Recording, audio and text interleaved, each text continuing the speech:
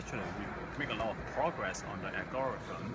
So for the extrusion, the temperature and the movement, they don't calculate step by step, they calculate all at the same time.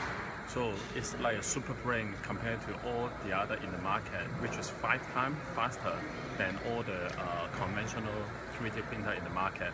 And the desktop 3D printer, it is the fastest right now in the world. So you can take a look.